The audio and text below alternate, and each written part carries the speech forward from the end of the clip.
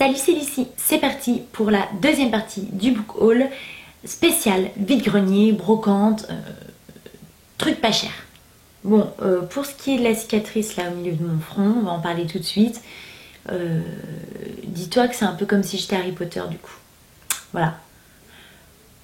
À ceci près que mon Voldemort à moi, c'est ma porte de placard. Cet incroyable mystère étant éclairci, je commence par te présenter les albums jeunesse que j'ai trouvés pour 3 fois rien. Agadir veut dormir de Isabelle Jossa, qui est belge je crois, qui présente ce petit animal non identifié, on dirait un petit chien, un petit loup. Et dedans il y a même du pop-up, j'adore. J'ai aussi trouvé Vous êtes tous mes préférés de Sam McBratney et Anita Jeram. Alors là, c'est hyper doux comme dessin. C'est une famille d'ours en fait et ça parle d'une fratrie et voilà comment se positionner par rapport à ses frères et sœurs. Enfin le titre, Vous êtes tous mes préférés, voilà. Même si j'ai toujours 0 enfant au compteur, je continue d'agrandir ma collection avec Rebecca d'Outremer. Je suis peut-être petite mais mon arbre est grand. Tadam. Et l'amoureux, voilà, pareil de Rebecca d'Outremer. C'est hyper beau comme dessin dans l'amoureux, j'adore. C'est coloré, c'est poétique, c'est vraiment magnifique. Dans la catégorie des non-romans, j'ai trouvé un livre de cuisine. Non mais, bon, je fais jamais la cuisine, mais genre... vraiment genre 2 fois par mois peut-être, voilà. Mais j'ai trouvé ce bouquin, c'est Vegan de Marie Laforêt. Et en fait à chaque fois que j'allais à mon magasin bio, je le voyais, il me faisait trop envie. Sauf qu'il coûte 30 € et pour quelqu'un qui cuisine pas, voilà, ça me faisait un petit peu chier. Et là il y avait une mamie qui le vendait pour 2 €. Mais j'étais trop contente parce qu'il est hyper récent ce livre. Il est sorti en 2015, 2016, je sais plus. Et voilà, j'avais envie d'un bouquin qui corresponde à ma façon de manger. Donc la mamie qui me l'a vendu m'a dit que c'était des recettes un peu, alors je sais plus ce qu'elle a dit, pas bizarre, mais un truc comme ça ou pas facile. Alors forcément c'est avec des aliments peut-être qu'elle avait pas trop l'habitude de travailler, donc ça lui a peut-être pas parlé. Mais en tout cas moi je suis trop contente, franchement ça c'était... Ce jour-là, c'était la trouvaille pour moi. Dernier livre qui n'est pas un roman, j'ai trouvé ça dans une vente de la médiathèque qui faisait sa braderie annuelle. C'est un livre sur l'histoire du music-hall. Voilà. Donc comme le music-hall, ça fait partie de ma vie, ma vie professionnelle, je me suis dit que ce serait sympa d'avoir un livre comme ça qui retrace des grandes périodes ou des affiches. Donc là je crois que c'est les Folies Bergères, je ne sais pas quand mais il y a moultes années.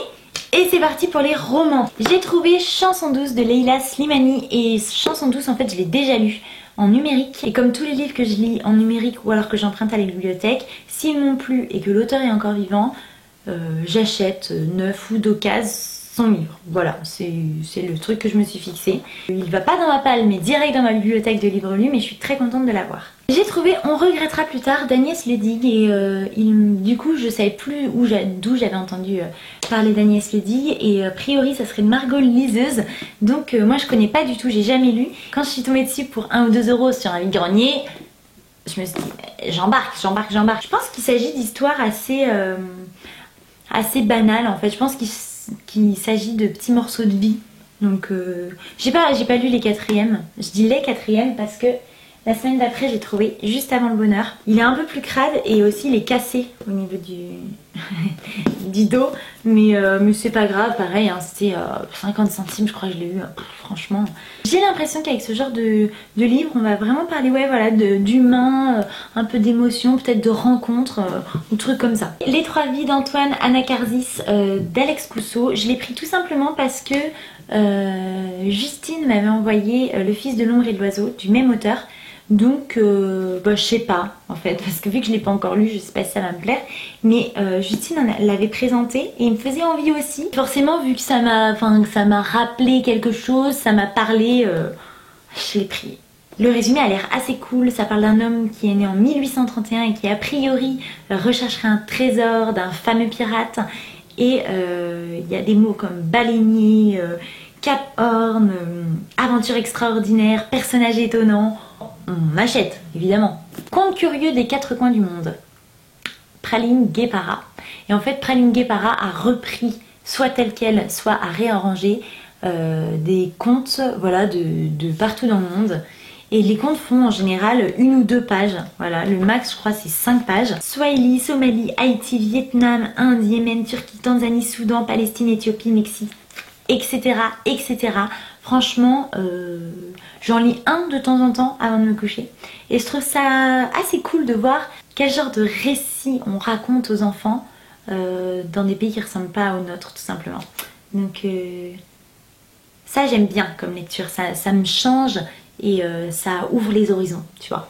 Voilà avec mon truc. Bam! Je sais pas si vous voyez la bosse sous la coupure. Ça fait vraiment tronche de cake, hein.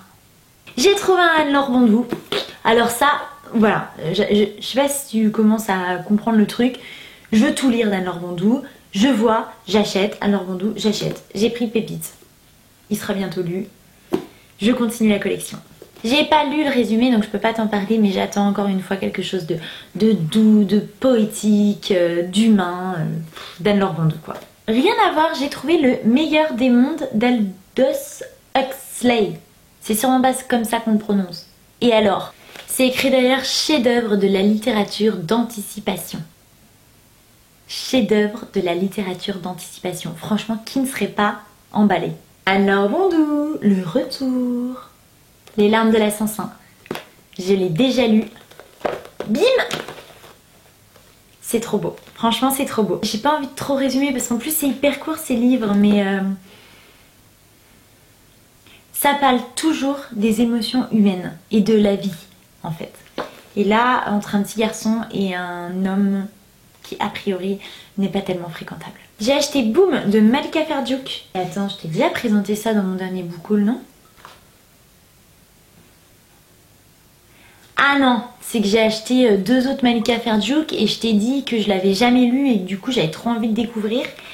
Et du coup j'ai revu ça, alors du coup ça me fait encore un autre Malika Ferdjouk dans ma palle. Donc boum, voilà, qu'en fait j'ai déjà lu. Je reviens sur ce que j'ai dit sur le book haul d'avant, j'avais déjà lu du Malika Ferdjouk, je suis grave un boulet parce qu'en fait j'avais commencé la saga 4 sœurs et là je suis en train de la finir, je suis en train de lire le dernier. Donc pour ce qui est découverte de plumes, on repassera. Bon, en attendant, je suis quand même contente de les avoir achetés. Hein. Là, je l'ai lu et je l'ai trouvé, je sais pas, je suis un peu perplexe. Mais bon, ce n'est pas le sujet de cette vidéo.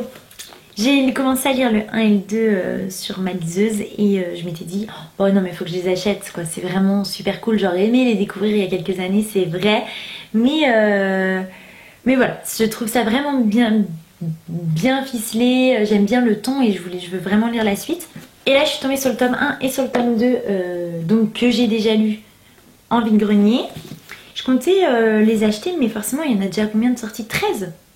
Alors 13 à 13 € le livre. 13 €. Bah tu vois ça monte vite, alors là j'étais super contente. 1 € chaque livre. Super. La semaine d'après je tombe sur un mec qui vend le 3, le 5, le 6, le 7 et le 8.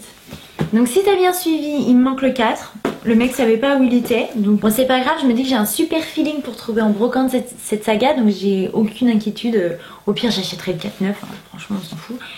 Donc voilà, pour commencer ma collection, franchement c'est pas mal. Je voulais te faire un résumé et comme je trouvais pas trop les mots, je me suis dit je vais regarder derrière le tome 1, la 4e. Et il y a juste écrit attention, histoire à ne pas lire la nuit. J'adore. Bon évidemment c'est pour la jeunesse, donc si tu cherches à l'âge adulte à flipper comme un ouf dans ton lit sous ta couette, non. Mais je trouve ça vraiment top. J'aurais vraiment aimé les découvrir à l'adolescence. J'ai trouvé Le garçon qui se taisait de Loïs, ou Loïs sûrement, Loïs Lori, bon peu importe. Il y a un livre plus connu de lui, Le passeur, un truc comme ça. Je l'ai pas lu, je le lirai peut-être. Quand j'ai vu celui-là, je me suis dit bon bah ça va, on n'est pas obligé de commencer par tous le même. Bon, moi je commencerai par Le garçon qui se taisait et puis c'est tout. Ça j'ai lu le résumé par contre et c'est l'histoire d'un garçon qui ne parle pas et qui vit dans une campagne et tout le monde le surnomme le débile ou le détraqué. Sympa, merci les voisins. Et on lui donne comme rôle de tuer les chatons qui naissent et dont personne ne veut. Et je crois qu'on va découvrir simplement le monde de ce petit garçon qui, ma foi, a une vie un peu pourrave selon le résumé. Les nouvelles aventures d'Arsène Lupin, les héritiers, Benoît Apthé et Pierre Deschamps. Bon alors là c'est sûr que j'ai écorché les deux noms. Voilà. Je sais pas si tu vois mais de lui et de lui. Franchement moi je suis jamais sereine quand il faut lire les noms là. Vraiment mis à part ça où il n'y a pas trop de doute ou alors que je sais déjà comment ça se prononce. Sinon je fais toujours de la merde. Je sais pas. C'est un roman autour de ce personnage d'Arsène Lupin que moi j'adore. Alors j'ai pas tout lu encore mais c'est vraiment un personnage qui me plaît. L'histoire du coup se passe le lendemain de l'incendie du bazar de la Charité en 1897 et a priori l'amour de la vie d'Arsène Lupin disparaîtrait dans cet incendie et en fait ça a tout de suite connecté avec la part des flammes que les Monjun avaient présenté et qui m'avait beaucoup interpellée. C'est un signe. C'est un signe bordel, prends. Je prends, ça va. Je crois que j'avais payé un peu plus cher, enfin un peu plus cher, genre 3 € quoi, pas, on s'emballe pas. C'est sûr qu'au lieu de 20 € à la base, ça vaut quand même le coup. Et en fait dans les vides-greniers c'est un truc de ouf parce que tout est tellement peu cher, genre tous les livres sont à 1 ou 2 €, quand il y en a un qui met son livre à 3 € t'es là. Ah ouais, mais je vais réfléchir, alors qu'en fait c'est 3 €. Si j'avais vu ça sur un site d'occasion sur internet j'aurais pas hésité une seconde quoi, donc bon bref. Derrière, il y a une petite phrase écrite, c'est le panache et l'élégance d'un héros de légende. C'est exactement ce que je dirais comme mot pour Arsène Lupin. Enfin, c'est un personnage qui a du panache, quoi. J'adore. Je trouve limite un peu sexy ce personnage. J'ai trouvé à la vente de la médiathèque l'autobiographie de Sting, Mes Mémoires. Et en fait, j'ai un livre dans ma bibliothèque que j'ai déjà lu qui s'appelle Moins qu'un chien et qui est une biographie de Charlie Mingus, donc qui était un contrebassiste jazz américain. Je me suis dit que ça serait intéressant de lire l'autobio de Sting, j'espère qu'il parle beaucoup de sa musique dedans. Parce que finalement des leaders de groupe bassistes, enfin contrebassistes, il y en a pas énormément. Et du coup ça me plaisait bien l'idée de comparer un petit peu ces deux vies qui viennent de deux époques et de deux continents différents. Oh puis Sting quoi, il est beau gosse Sting franchement. Lui aussi, hein, franchement, le charisme, bam, on crève le plafond, quoi. Non mais, franchement, je l'ai vu en concert il y a 2 ans, j'en suis pas remise, quoi. Je crois qu'il a genre 60 piges, mais il est au top du top, quoi. Restons concentrés pour le dernier livre. Le dernier livre, j'ai trouvé Harry Potter et l'enfant maudit. Donc, j'avais pas spécialement prévu de l'acheter neuf. Mais comme là, je l'ai pareil, je l'ai trouvé pour 3 €, franchement j'avais aucune raison de le laisser passer. Je l'ai gardé pour la fin, hein, pour le... Tu vois. Je l'ai lu depuis. Je l'ai lu. Voilà, je l'ai lu. C'est fini. Je t'ai tout montré ce que j'avais acheté en brocante. Pour mon objectif, pas le moins de 100 à la fin de l'année. Non mais définitivement, en plus je lis comme un escargot en ce moment quoi, j'ai envie de dire, quitte à avoir loupé l'objectif que je m'étais fixé, autant bien le louper quoi, tu vois, autant le louper à fond. Bon je te dis à bientôt je pense pour un point lecture et je t'embrasse.